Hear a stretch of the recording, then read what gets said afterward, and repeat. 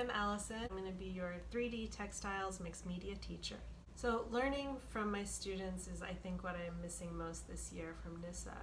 But I found that when I started working on this project for you, to teach you, I ended up learning quite a bit. And that is what is so cool about making art, is you have this idea in your mind and then you start to communicate with it. So you put some work into it, you start working on it, and then it immediately starts to give back to you, like it returns the ball to your court, your side of the court. And that is such a cool and powerful thing. So I'm really glad that you're watching this video. I hope that you give yourself a chance to try the project, or at least try something similar, and learn from the process of creating, because I don't know any project that has come out exactly how I imagined it in the beginning. And really what's cool about it is the learning process. So anyway, I am learning from you a lot more than I thought I would be, even though you're on the other side of that screen and there's not the same kind of back and forth. But let's dive in. For this project, I want you to start thinking about monuments. I'd like you to think about what they mean, what they communicate, and what you'd like to do with your own monument. I'd like you to challenge yourself to think about a person or an event or an idea that you could build a monument toward. I'd like to encourage you to use textiles in this piece somehow. A lot of people come to a textiles class thinking that it will be kind of about arts and crafts, and that is not true.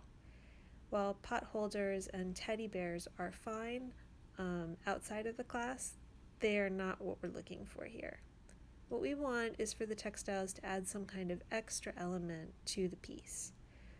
They have this special quality that is very tactile for us. So when we look at a textile piece, or some textiles in a sculptural piece, we think about how it feels.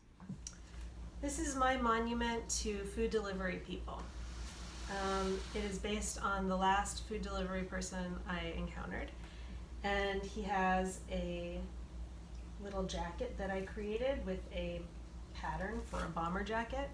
I just kind of winged it, but it, adding a little bit of textiles that are similar to what might actually be in the situation. They have that sort of energy. I made these little plastic bags out of plastic bags, and because it's a monument, I made this base. So my base is these two cardboard boxes just taped one on top of the other. I gave it a little bit of weight in the bottom cardboard box by putting some recyclable paper in there. So it's not going to blow around. I experimented with a little paper bag, and it's cute, and I think I'm going to leave it in there. He's wearing a little detachable face mask. Not that detachable. There you go. So he does have a little face under there, and he's staying safe.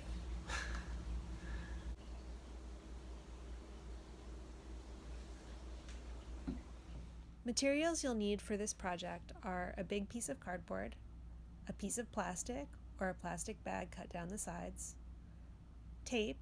You can either use masking tape or painter's tape, either one is fine, aluminum foil, acrylic paint, brushes, some wood glue or white glue if you don't have wood glue, gloves if you have them. They're not totally necessary, but I preferred using them, a newspaper that you can tear into strips, and a container for pouring the glue and mixing it with a little bit of water. If you have sewing supplies and are comfortable sewing, that's great, but if not, just improvise and use something that you have around the house. Of course, it helps to do a few sketches before you build something in 3D. I decided to make a monument to a person, so I created a person using aluminum foil. I did this very simply. You don't have to get detailed about this at all, but just create, the different parts of your general shape that you'd like to make. You can add some tape or more aluminum foil to join the different parts together. Mix the glue with a little bit of water in your container until it's uniform. Now's the fun part.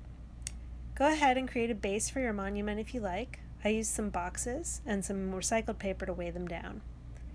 Use tape and whatever you need to create a standing monument. At some point, you'll see here, my monument starts to droop. And don't get frustrated with that. Use some chopsticks or some more tape, and especially more paper mache to make it sturdier. Eventually, you'll have a nice, sturdy paper mache monument with lots of layers. While you're waiting on layers to dry, you can work on other parts of the project. I made a little jacket for my person, and I looked up a simple pattern online and just eyeballed it. Use several layers of paint. Definitely go over gaps or holes with more paper mache. You can go over the paint with that. Your craftsmanship doesn't have to be absolutely perfect, but creating little details like this really helps. If you're going to add details like hair, paint under any textiles that you use so that you don't have as many potential gaps. Play with the details. That's where this can be really fun, and you learn a lot from it.